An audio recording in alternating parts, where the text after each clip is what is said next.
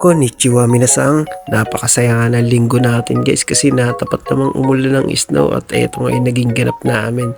So bago nga natin simulan to, ako nga pala si Joel, TITP dito sa Japan. So, dito kami para magluluto ka di mo ng pansit? Magluluto pala akong pansit. Hey. Tuturuan kayo ni Joshua-san ng mga ilang nihongo.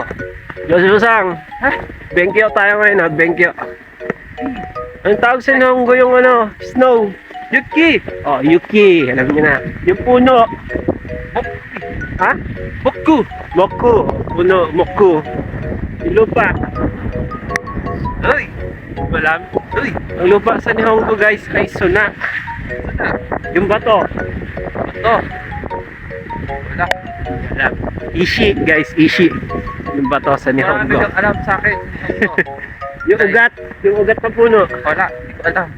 Yung ugat naman guys, neko. Pero mag-ingat din guys sa neko kasi marami siya ibig sabihin. Unang-unang neko. Ano yung unang-unang neko?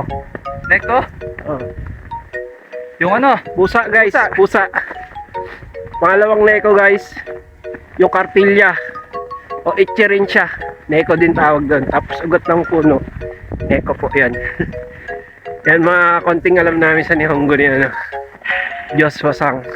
Kunti lang naman namin sinunod. So mamaya guys, wait nyo yung yung ano mo? upload natin, mag-upload tayo. Ganda na paligid guys. Wait lang. Hindi ko lang yung... Sheesh! Asan? Tara, tawid na tayo. Kakagaw na.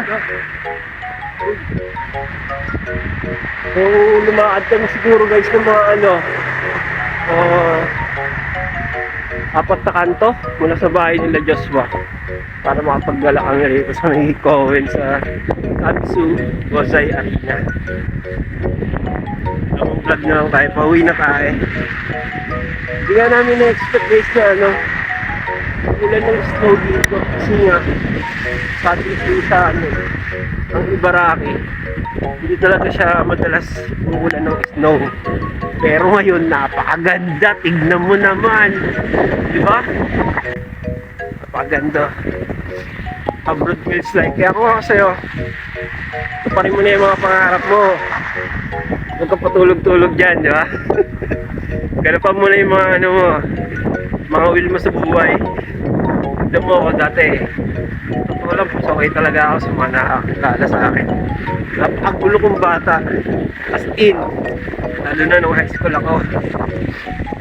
Dati lang, nakilala ko isang tao na dumating sa buhay ko na yun, binago nga ako at tinalapit niya ako sa Panginoon natin, kay Lord. Makulit, perwisyo sa kalsada, kaaway lahat ng kapitbahay. Ito na, nagbagong buhay. Pilit, tuwid yung mga maling nagawa natin noon. Siyempre, parte ng magiging pusok.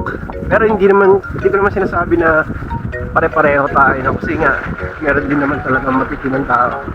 At swerte yung mga tao na yan. Ako, hindi ako sinurte sa kabataan ko, makulit talaga. Ito guys, yung police station. Ano saan yung police station? Kuban. Kuban. Galing. Yung policeman. Galing nga. Ano ulit mo para makikita? Kuban. Police station. Yung policeman. So guys, gusto ko nga lang din palang i-shout out yung mababangis natin na sensei dyan sa Manila. Pero hindi ba nasa Japan na? Sensei Bali. Hello guys. Unahin na natin si Sensei Teddy. Yung po ay N1 level na siya, di ba? Oo, pero the best is si Sensei Bali. Follow nyo si Sensei Teddy. Anong pangalan sa Facebook? Friend kami sa Facebook, nalimutan ko eh. Sensei Teddy. Sensei Ted? Sensei Dave. Si Sensei Dave. Anong? Sensei Dave. Ano medyo? Aray ko, nabagsakan ako ng snow. Sensei Dave. Tsaka si Dave best yata. Si Sensei... Ano pangalan na Sensei Bob. Sensei Bob. Sensei Bob. Alam niyo yung mga sinabi guys. Walang price tayo. Alam niyo yung mga sinabi ko guys, pagkagaling na yan. Pagturo ng Nihongo. Doon tayo sa kabila. Sa kabila pa. Yun po yung mga nagturo sa amin nung nandiyan pa kami sa Pilipinas. Kaya ngayon medyo may alam tayo sa Nihongo. Although N5 level lang ako, N4 level po yun si Joshua. Forever. Mga hindi nakakaalam dyan ha. So, medyo mataas siya sa akin ng konti, kaya maraming alam ko sa Nihongo. Ako, konti lang guys, pero pwede na rin. Naitatawid na yung, Hi, wakarimashita. Wakarimashita deshita. Pusikat. Wait lang ha.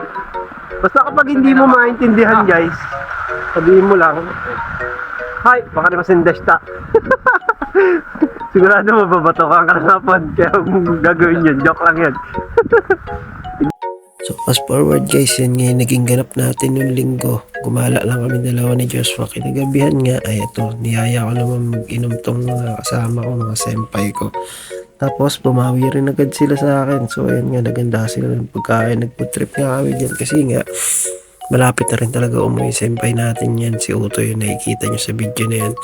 Ilang araw na lang po itatagal niya rito dahil babalik na po siya sa Vietnam kasi nga nakatapos siya ng 3 taong kontrata at thankful tayo dahil nakasama natin yung senpai natin na yan, napakabait na yan.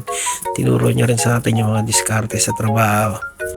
So dahil na-enjoy nga namin yung pag-ulan ng snow dito sa Ibaraki at talaga namang napakasaya, ito ay malakuha nating picture guys. So bale hanggang dito na nga lang guys. Kita-kits na lang tayo ulit sa susunod ko na vlog. At kung gusto nyo makapunta dito sa Japan, mag-apply na po kayo. Andito po ang ating agency at ang ating school.